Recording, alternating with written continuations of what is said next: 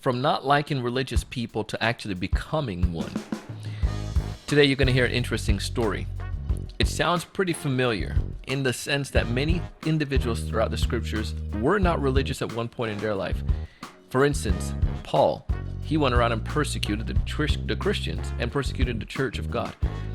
In this episode, you're going to hear how Shay Daniel went from being an individual who did not like religious folks to someone who actually became one and an awesome disciple of Jesus Christ. You're going to love this story.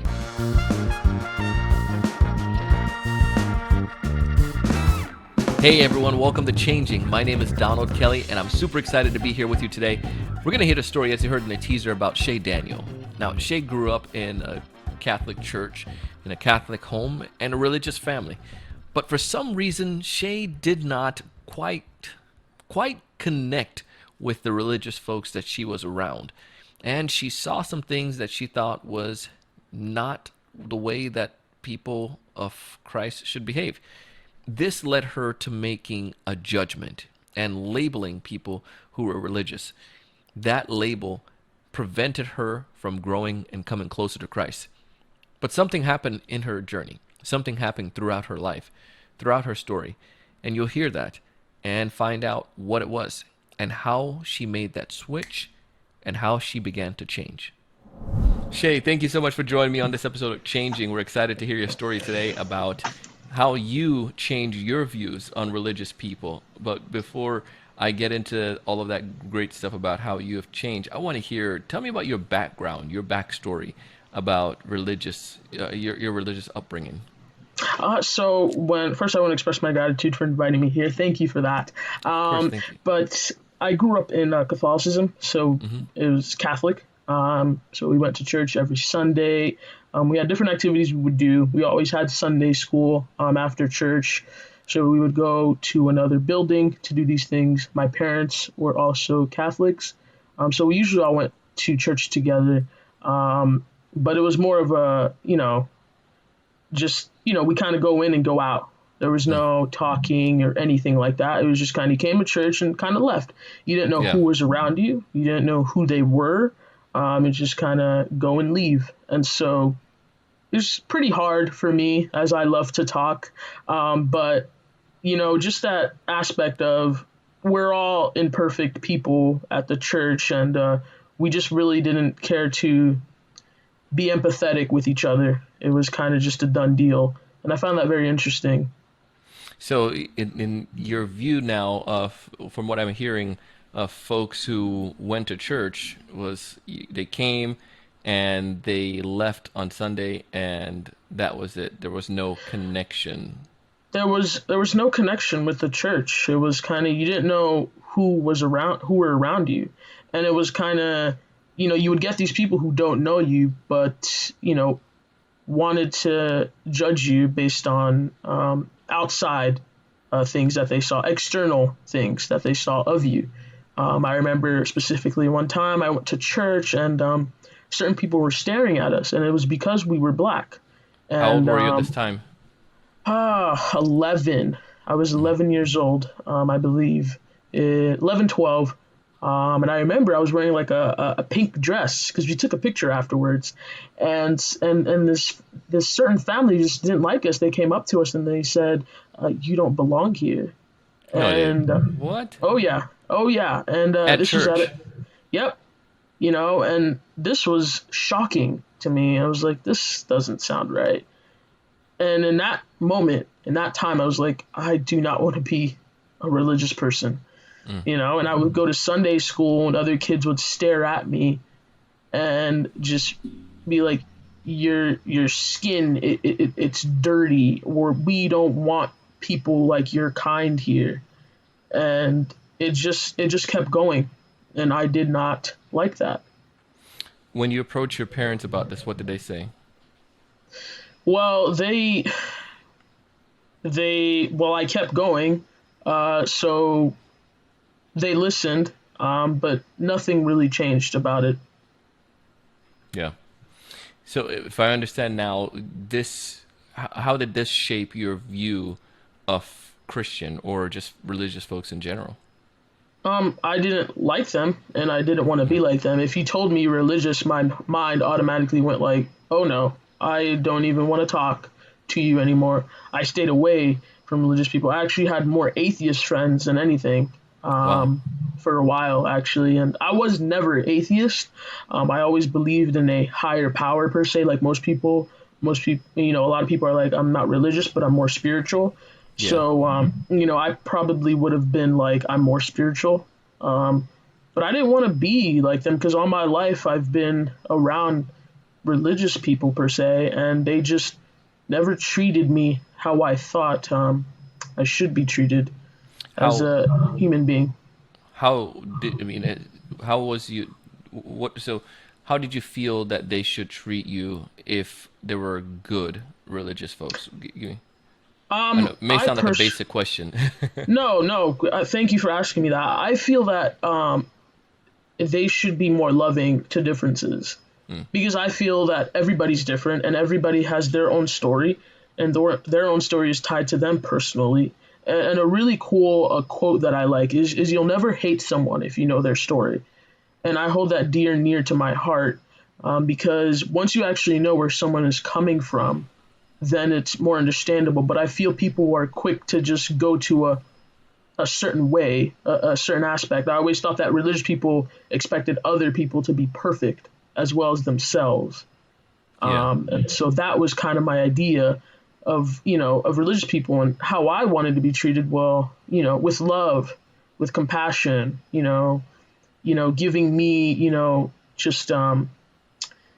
just the willingness to understand me and also listen to me and not just hear me.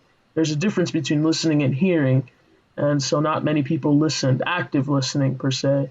And Yeah. so I really thought that religious people, because from my knowledge, is God loved everybody, and I'm assuming that's who they followed. So I was like, why aren't you guys doing the same thing, and why are you treating others wrong because of their differences? Because God definitely came unto the people who were different. Very. If you're, I think you're 100% right on that. And I probably would feel that same way too. Think about what our Heavenly Father, the Scriptures teach us about love and about caring and about how Jesus sacrificed His life for all of us, and that we're all created equal and we're all sons and daughters of God. And I probably would be in that same boat to start to make the I guess the claim, or start to make the judgment, so to speak, to say, well, clearly, if that is who you're following, and this is the way you're supposed to be based on the Bible, then if this is what your religion or religious nature is like, yeah, I mean, of course I wouldn't want to be like that. I think nobody would want to be like that. You know what I mean? Right, I agree, and that's what really confused me when I saw these religious people, and they're all from all types of religions. I don't. Yeah, My mind just kind of went religious. No, I yeah, don't want to. I don't want to do that. I don't want to associate with them. And I always found comfort in just talking to my friends who were atheists. yeah. They seem to be more loving, the complete opposite of religious people. Hmm. And so that was my mindset when I was younger, and quite a bit of my life. So when you say they seem to be more loving, um, talk to me about that. What was there anything that they did that made you feel like you were accepted? So if I came with a problem or an issue, they would, listen, and that's a big thing for me. Hmm. But when I came to my friend who was religious, they'd be quick to judge and be like, "No, that's wrong. You shouldn't do that," or, "That's not right," or "Why? What's going on? Like you should know better," type Hmm. of thing. But as opposed to my friend who's an atheist, he'd be like, "Okay, I'm listening. I'm here for you." He mourned with me, you know, and it was kind of he just listened. He understood, he understood. He understand. He understood me before he took his own personal issues about what's going on in their life. I So said it's kind of he. yeah. So it's kind of like more empathetic than, like, in the sense of like More, yeah, it's yeah, because it's not, they didn't lead with a judgment to say, well, you go to church, you should be doing this. It's like, Correct. you made a mistake. I want to hear, or I want to hear what happened. Tell me why you feel that this was a mistake, Mm-hmm. and Correct. willing to listen to. Yeah. So Shay, tell me. So your non-religious friends, how did they treat you? Um, with love, understanding, understanding me. They understood me. So Mm. many words for understanding. But Yeah. they would do that, and they were open minded. They weren't quick to be like this way or the highway. It was kind of like they tried their best to understand, and I think that's what I really needed. They were caring, they were kind, and if I fell, they would help me get myself back up.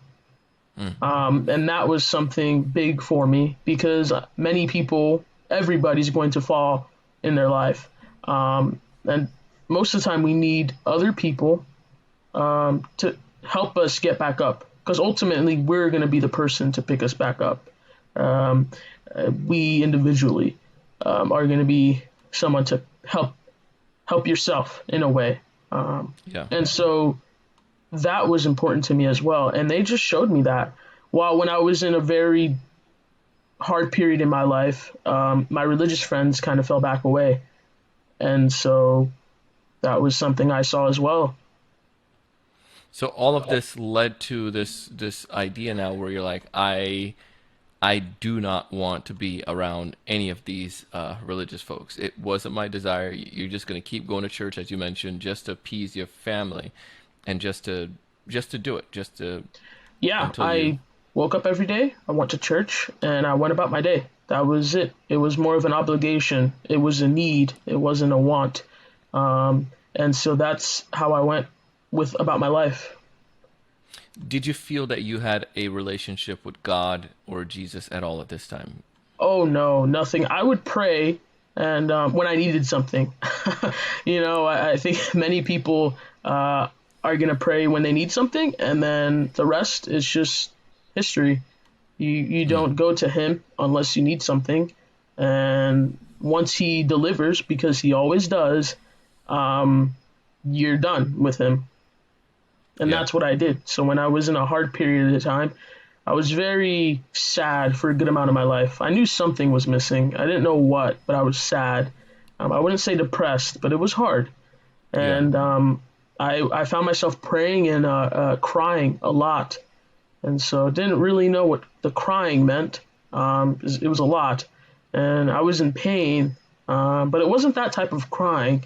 And so I did this for a while and then I stopped because I didn't need him per se anymore because he Mm. gave me what I wanted and I moved on. What changed then? Something started to change at some point in your life where it made a switch to start at least opening up. Tell me what started that, or So I was in college and one day I had a really bad argument with my parents and mm, my siblings. And I went to my room and I just sat there. I was like, Lord, if you do exist, you gotta send me something because it was just a hard period of my time. I was arguing. I wasn't doing well with school. I just failed this huge exam that would get me into college for free. Um, it was senior year. All my friends left. I wasn't going away to college. I was staying local because it was cheaper. I didn't have scholarships. I didn't have any of that. I slacked in high school, and the relationship with my parents was just not there. And so in my head, I didn't have anything. And so I went in my room. I'll never forget it. I sat by my bed and I was just like, you got to give me something. And this doesn't wasn't just one time. It was consistently. I was like, you have to give me something. And it was my freshman year of college when, everything's so new to me. So I told him to give me something. And I took a class. So I majored in business. I didn't know yeah, what I wanted to do with anything. And in this class, there was this girl who did not like me in middle school, but we reconnected. And I was like, huh, that's interesting. And we started talking and we got really close. And this is the time that I met a few people. They're called missionaries, and they changed my life. Interesting. So this was this girl one of those missionaries, or was she a part of the, She your journey, and how did she play a role? so she didn't like me in middle school, as I said, and she was a friend. She was a friend. We just started talking. It was like nothing in middle school ever happened, and we started talking, and we got really close. And we she also grew up in Catholicism, so she had family that were Catholics, and her story was really similar to mine. It was like someone understood me, and I Yeah. was like, "Whoa, that is crazy." And so we were walking one day, and we just come across these two young men, and we talked for a long time, and it was really good. And then they told me they were missionaries, and I was like, "What in the world is that?" What are those mission what? And then they told me, all about missionary work, and they were like, oh, we leave home, for 18 months to 2 years to serve Jesus Christ. And in my head I was like, oh, religious people, not those people again. And I said 2 years to dedicate your life to Jesus Christ. I was like, yeah, no, I'm good. So that was a spark because you started to pray and you got this in the feeling that you needed to you got a feeling that you needed to go pray and ask God to show himself, give you something, and you've been praying for this and you've been asking. And then you have this friend who came back into your life, and then now you have these missionaries that cross path with you. Did Yeah, all of this make sense as anything being connected, or is just you just saw them at individual different events? I saw them so it all started with the of me majoring in business, and I took this economics class. I do not like economics. I dread it. And so I didn't like this class, but it's the only way I would have met my friend, and it's the only way I would have met the missionaries. So it all connected perfectly, if, than anything. It was like it was planned or something. Like it was crazy how that happened. It was just like I was in the economics class for about 2 to 3 weeks, and then I met the missionaries. Yeah. Wow. So that all lined up. So what happened though? Like, I mean, you met the missionaries, but it sounds like you didn't pay attention to them because they were religious folks. No, they were telling me about their church, and I was like, "That's interesting." And but they told me there was food, and so after church, and I love food, and so of course I quickly accepted. They asked me to go to church the first time. I said no, and then they said there was food, and I said yes. So me and my friend, we we went to church, and we got there early, and we did sacrament, and then we found out there was Sunday school, and I was like, oh my, where's the Where's the food? food? Yeah. I was like, where is the food? And so we went, and I was just like, I got my food, and I was like, this is amazing. But then I went the next week, and then I was Why? like, huh, okay, I like the food, and I kept going. I'm like, okay, the food is really, really good. And then I just kept going, and I was like, it's not about the food anymore. There's something else there has to be. I kept in my mind, I was like, okay, it's the food, it's nothing else. I'm not joining this church. I don't like religious people. Just go and leave. But I just kept going. Do you think that was it an excuse that you told yourself because you started to see a change but you didn't want to accept it? Yes, I think I was afraid of change. And, when you're afraid of change, you get away from it. When you're afraid from anything. Yeah. And so I didn't want to change. I didn't like what was happening to me. I knew it was good, but it was different. And I didn't like different. So I didn't want it to happen. And I I kept going because for some reason I knew I had to go, but I didn't want to go. Mm.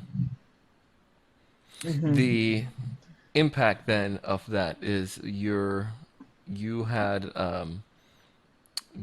this conundrum happening. There must have been a deliberate decision made at one point.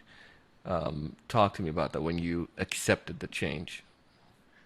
There was this one night um, that changed everything. So I didn't come to church for that Sunday. And I went to an activity that they usually have, and we ended the activity. And after that activity, I went to my car, and there was a lot of things on my car. So of course I was in attack mode. I was like, "Who put this stuff on my car?" And I like grabbed a stick and everything. I was like, "There's a lot of stuff on my car. I don't like it." And what the people, the individuals at the church did, they heart attacked my car. And for people who aren't familiar with that term, it's when they basically get, it could be sticky notes, regular paper, and they just tape it on your car. But usually people would cut it out of hearts because it's called like a heart attack. Yeah. And so they heart attacked my car, and it was filled with testimonies on it. Oh. And I had a testimony from other missionaries, from the members. Yeah. And I went home in tears that day. Mm. It and it wasn't just like a testimony about them. It was a testimony of I found religious people who saw me, who understood me, who loved me, and who cared for me. And this it was it I'm still thinking about it, and it was amazing. And that night everything changed. I didn't come for I was sick, and these people got together to do something like that for me. And to me that was all I needed to know. I was like, this might be the place for me. And I'm Hmm. ready to take that step, to try to understand them. And one thing that came to my mind that night when I was thinking all back to my past and whatnot is that a church is a literal hospital with wounded people who are trying to get Yeah. better. And so in my head, it was like the people who were, not so nice back then, they were just wounded, just like I am. And they're Yeah. just trying to hopefully get better, and wanting to change. But I mean, the testimonies it changed my life. It was about God. It was about Jesus Christ. It was about who I am. And I just knew that came from Him. It had to. I didn't know where else it could have come from. How did you start to develop that relationship with Jesus Christ now after going through this experience? So I actually started reading my scriptures. I wasn't reading them for a while. I started reading them. I started praying so much. And Mm. something that changed from, I guess, past me to now me is I was more positive. I was more hopeful. I was more faithful. Uh, I was, more obedient in a way. I was learning about the scriptures like crazy. I was learning so many things about Jesus Christ. I was learning about the Garden of Gethsemane. I was learning about prophets. I was learning about apostles. I was learning about how Jesus, ministered to all these people. And I was like, this is amazing. You know, this is amazing stuff. And I kept doing these things. And the crazy thing is that people saw that change in me. I prayed before, when I get food, I just eat. I don't pray, you know? And so all of a sudden, like my family sees me start praying for food. And all of a sudden, my family sees me fasting once a month. And they were like, why? I was like, well, for him, for Jesus Christ. And they've seen that change. And to me, if they see that light, maybe they'll want to come. And my Hmm. family are not, they're not really that religious anymore as Yeah. of today. Shay, this is powerful. This, we all have, we all change, and definitely hearing your story of how you change your views and how Christ helped you to do that, and the impact about that prayer that you did to help him to lead you or guide you, led you down to the path where you are today in your relationship with him. As we're closing here, and others may be listening to this and they may be far flung in their relationship with Christ or trying to get back on that path and to follow him, why don't you share with us your testimony of Jesus Christ and who he is, and how you feel about him today? Um, I just want to express that Jesus Christ and your Heavenly Father, they love you for who you are, no matter what, and they hear you, and they're listening, and they are cheering for you, and they want you to do good. They do not want to see you fail.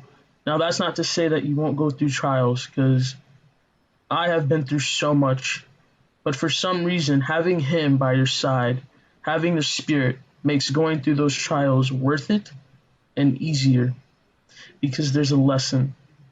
Mm. But He does not want to see you fail. And all your differences that you may think that keeps you out of the fold does not. It includes you even more, because your difference is going to help someone else. And for me, that's so comforting, because I know that Heavenly Father, you know, is watching over me. He's there. And we all have talents and skills and good things about us. And He knows us, because we are all children of God. And He has changed my life from from when I met those missionaries till now. And I have a testimony that things do work out for a reason. They work so perfectly. So to anybody watching this, when you think that nothing is going right, something is going right. Mm. Well, Shay, thank you so much for sharing that with us today. No, we appreciate that. Appreciate you sharing your testimony and your story of coming onto Christ. If folks out there listening want to get in touch with you or connect with you, what's the best way for them to go about doing so? You can get me at my email, danielshaniqua@gmail.com. I will spell that out for you. It's DANIELCHANIQUA and I will most certainly get back to you if you ever want to chat or send me anything at all. Well, Shay, again, we appreciate you coming on the show and sharing your wisdom and being vulnerable and sharing your testimony, because I know it can impact and touch other people's life. So thank you. Oh, it's my pleasure. Thank you for having me here. I hope to have shared my story, and people will hopefully, get something from this. Definitely will. Thanks again. No problem. Thank you. Listen, that was Shay Daniel. And if you'd like to connect with Shay, you can find all of her information if you just scroll down or go back to our website. You can find all the details there. If you're listening to us on Apple Podcasts, Spotify, Amazon, Google, or wherever you listen to podcasts, scroll down, click on the show notes, and you'll get all the details and take advantage of connecting with Shay. We also ask that you go ahead and leave us a rating and review. And if you're watching this on our YouTube channel, please go ahead and subscribe. It would mean a lot if you do. We are so grateful to have you here. We're so grateful to hear these stories of changing. And we're hoping that you or someone you know could be touched by these messages and begin to change your life or their life. Jesus is the Christ. He lives. And we're grateful to be here and to be his disciples. We hope you have a great evening. Thanks so much.